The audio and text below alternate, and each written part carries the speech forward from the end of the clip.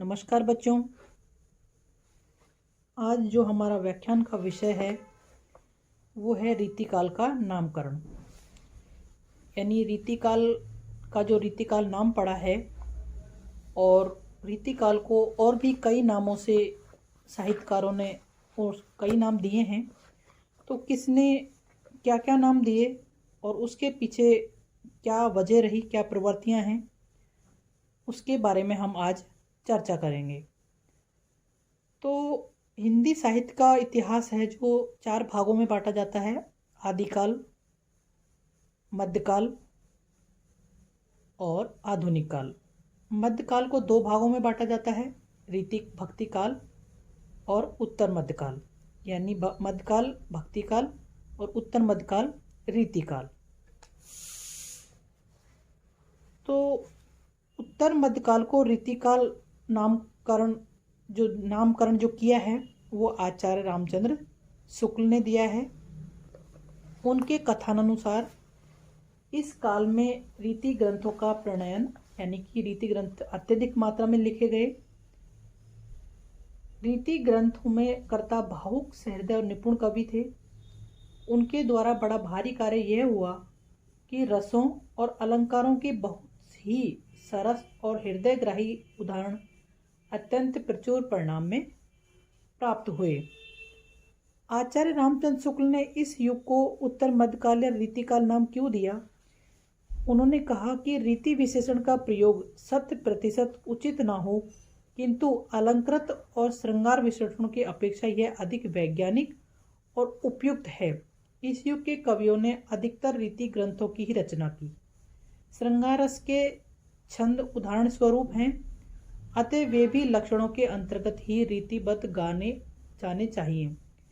रीति निरूपण की पद्धति भक्ति काल में ही पनप गई थी, जिसका विकास इस युग में हुआ। नंदराम की रसमंजरी में नायिका भेद का वर्णन है, तो केशव, रहीम, सूरदास आदि के काव्यशास्त्र के अनेक नियमों का निरूपण भक्ति काल में ही किया गया। यानी कि रीति काल का जो आरंभ है वो भक्ति काल में ही, यानी रीति ग्रंथों की जो रचना है वो भक्ति काल में ही दिखाई देने लग गई थी। आगे चलकर रीति निरूपण की यह प्रवृत्ति समान हो गई और इसके अंतर्गत लक्ष्य ग्रंथों की अतिरिक्त वे ग्रंथ भी आ गए जो श्रृंगारिक रचना से युक्त थे। यानी कि आचार्य रामचंद्र शुक्ल ने इसका रीतिकाल, उत्तर मध्यकाल को रीतिकाल नाम दिया, और उन्होंने कहा कि इस युग में रीति ग्रंथों की रचना अत्यधिक मात्रा में हुई, इसलिए इस काल को रीतिकाल नाम दिया जाना चाहिए। मिस्र बंधुओं द्वारा रीतिकाल को अलंकृत काल नाम दिया गया। मिस्र बंधुओं ने इस काल का नामकरण अलंकृत काल किया।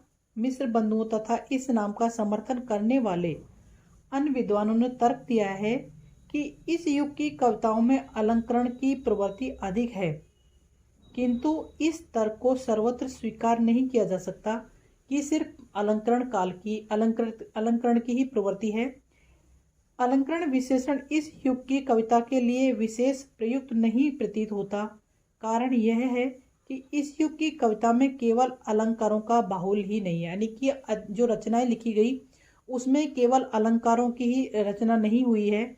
जो अन्य काव्यांग है, यानी रीति निरूपण, छंद, जो नायिका भेद है, गुण, ध्वनि, इन अन्य काव्यांगों में को भी यथेष्ट स्थान, यानी कि पूरा स्थान इसमें मिला है।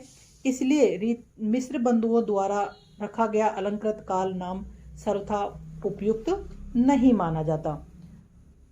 विश्वनाथ प्रसाद मिश्र इसे अलंकृत श्रृंगार काल नाम देते हैं, और उनके साथ डॉक्टर श्याम सुंदर दास भी इसे श्रृंगार काल नाम देते हैं। और उनका तर्क है, राजाओं से पुरस्कृत पाने तथा जनता द्वारा समादृत होने के कारण रीतिकाल की कविता श्रृंगार में ही हो गई।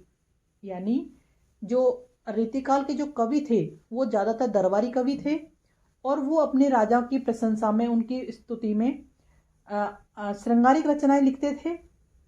उसके आगे अन्य प्रकार की कविताएं दबसी गई। यानी और तरह की रचनाएं तो हुई, लेकिन जो श्रृंगारिक प्रवृत्ति है वही उभर कर सामने आई। इसलिए इसे श्रृंगार काल कहना भी उचित होगा। और आचार्य विश्वनाथ प्रसाद मिश्र ने भी इसे श्रृंगार काल नाम दिया गया। उन्होंने कहा कि इस युग में साहित्य की श्रृंगारिक वृत्ति को देखकर इस युगीन साहित्य को श्रृंगार काल नाम देना चाहिए। और आचार्य रामचंद्र शुक्ल ने भी कहा कि इस युग की श्रृंगारिक वृत्ति को देखकर इस काल को अगर श्रृंगार काल कहें तो आपत्ति नहीं होगी। फिर भी श्रृंगार काल नाम उपयुक्त नहीं है, क्योंकि इस युग के कवि काव्यांग चर्चा करके उसी प्रकार गर्व का अनुभव करते थे जैसे भक्ति काल के कवि अपनी भक्ति का प्रकाशन करके संतुष्ट होते थे। यद्यपि वे कवि संस्कृत काव्यशास्त्र के आचार्यों की श्रेणी में नहीं रखे जा सकते, किंतु काव्यशास्त्र की शिक्षा देने वाले शिक्षक तो अवश्य थे।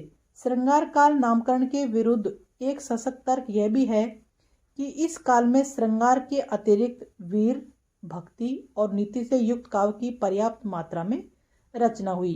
कहना यह है कि श्रृंगार काल की यानी रीति काल में श्रृंगारिक प्रवृत्ति अत्यधिक मात्रा में उभर कर आई, लेकिन इसके साथ साथ ही वीर रस जिसके कवि भूषण हैं, भक्ति और नीति जो बिहारी जिसमें मर्मज्ञ हैं, इन सब की रचनाएं भी रीति काल में हुई। इसलिए इन सब को देखकर रीति काल को मात्र श्रृंगार काल नाम नहीं दिया जा सकता। श्रृंगार काल नामकरण इस युग की समस्त प्रवृत्तियों को अपने में समेट न पाने के कारण स्वतः संकुचित सा हो जाता है। उत्तर मध्य काल को अलंकार काल मिश्र बंधुओं ने कहा और इसको कला काल डॉक्टर दयाशंकर शुक्ल ने कहा। उन्होंने कहा कि इस काल को कला काल नाम दिया जा सकता है क्योंकि इस काल में काव्य की कला पक्ष प्रधान रहा और काव्य का जो भाव पक्ष है वो इतना उभर कर सामने नहीं आया। किंतु विद्वानों ने इस नाम को सहमति नहीं दी, क्योंकि इस काल में कितने ही कवियों की रचनाओं में हृदय पक्ष का सुंदर प्रकटीकरण देखा जा सकता है। जैसे कि रीतिमुक्त कवि हैं घनानंद, बोधा, ठाकुर आलम। इनका जो काव्य है वो पूरा भाव पक्ष पर आधारित है। फिर इस काल के कवियों का उद्देश्य कला के लिए कला भी नहीं था, इसलिए इसे कला काल नाम भी नहीं दिया जा सकता। तो उत्तर मध्यकाल को रीतिकाल नामकरण ही उपयुक्त ठहरता है, क्योंकि इसमें जो रीति ग्रंथ थे वो अत्यधिक मात्रा में लिखे गए, इसलिए इसे रीतिकाल नाम दिया गया। इस युग के अधिकतर कवि रीति से बंध कर चले। कुछ ऐसे भी थे जो रीति के बंधन से मुक्त थे, जो रीति के बंधन से बंध कर चले। रीति के बंधन यानी कि जिन्होंने लक्षण ग्रंथ, जिन्होंने रीति ग्रंथ, नायिका भेद, गुण, ध्वनि, इन सब पर आधारित जिन्होंने ग्रंथ लिखे वो थे रीतिबद्ध कवि। और जिन्होंने रीति के बंधन को नहीं माना, यानी कि जिन्होंने अपने स्वतः स्फूर्ति यानी कि जो मन के भाव थे उनको इस काव्य में प्रकट किया, वो थे रीतिमुक्त कवि जिन्होंने किसी बंधन को स्वीकार नहीं किया। कुछ थे रीति को सिद्ध कर लिया, यानी कि जो लक्षण ग्रंथ भी लिखे लेकिन उनके अपने जो स्वतः स्फूर्त जो भाव थे, मन के जो भाव थे उनको प्रकट किया, इसलिए वो थे रीति सिद्ध कवि, जैसे कि कवि बिहारी हैं। रीतिमुक्त और रीति सिद्ध दोनों प्रकार के कवियों की पृष्ठभूमि में भी रस, अलंकार, नायिका भेद आदि का प्रौढ़ ज्ञान सन्निहित है। अतः इस काल का नामकरण रीति काल ही उपयुक्त होता है, जो कि आचार्य रामचंद्र शुक्ल ने दिया और कहा कि इस काल में रीति ग्रंथ अत्यधिक मात्रा में लिखे गए। रीति ग्रंथों के जो कर्ता थे यानी कि रीति ग्रंथ लिखने वाले थे वो अत्यधिक भावुक, सहृदय और निपुण कवि थे। उनके द्वारा जो बड़ा कार्य किया गया वो था रसों और अलंकारों के बहुत ही सरस और हृदयग्राही अत्यंत प्रचुर परिणाम प्राप्त हुए। उन्होंने कहा कि इस काल को श्रृंगार काल नाम भी दिया जा सकता है क्योंकि इसमें श्रृंगार की प्रधानता रही है, लेकिन श्रृंगार काल नाम उचित नहीं ठहरता क्योंकि इस काल में भक्ति, वीर रस से युक्त रचनाएं, भक्ति और नीति से युक्त रचनाएं भी इस काल में खूब लिखी गई और उत्तर मध्यकाल को श्रृंगार काल नाम नहीं दिया सकता। अलंकार काल मिश्र बंधुओं ने दिया, तो अलंकरण काल भी नहीं इसको उचित ठहरता, क्योंकि अलंकारों की बाहुलता के बाद भी इन जो रीति ग्रंथ यानी रीति काल में जो ग्रंथ लिखे गए उनमें अन्य काव्यांगों का भी वर्णन मिलता है। इसलिए इसे कला काल नाम भी नहीं दिया जा सकता, क्योंकि कला पक्ष के साथ साथ इसमें भाव पक्ष की भी प्रधानता रहती है, और इसलिए इसे कला काल नाम नहीं दिया जा सकता। इस काल को आचार्य रामचंद्र शुक्ल के कहे अनुसार सर्वसम्मति से इसका उपयुक्त नाम रीति काल ही ठहरता है, क्योंकि इसमें रीति ग्रंथों की रचना अत्यधिक मात्रा में हुई। धन्यवाद। आज के लिए बस इतना ही।